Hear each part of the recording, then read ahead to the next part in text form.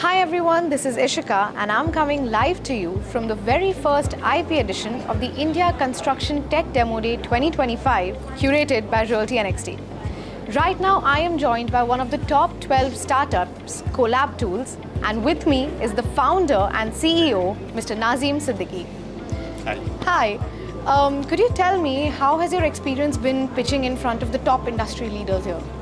It's been really great because we have very relevant crowd in the audience. Even the jury is very relevant. They understand construction. They were asking very relevant questions. It's been really great, and I also got good opportunity. They said we'll talk offline and maybe take this forward. So we worth it. It was great. Finally feeling lighter. I was prepared for this pitch for a very long time.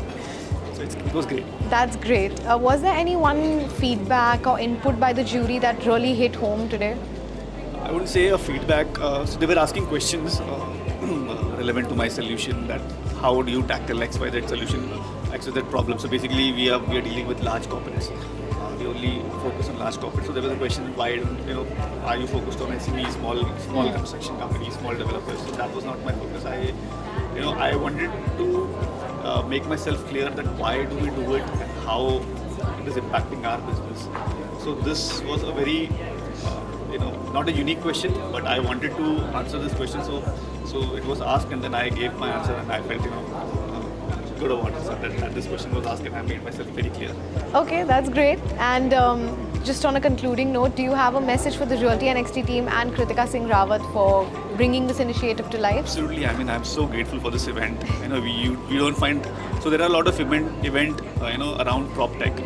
Typically, a lot of people confuse prop tech and construction tech, and but this is an event which only focuses on construction tech. So a unique event, very helpful for startups like us to get in touch with the right people. Absolutely. Kind of target audience we have. We just cannot walk in and get in touch with the CEO of big corporate.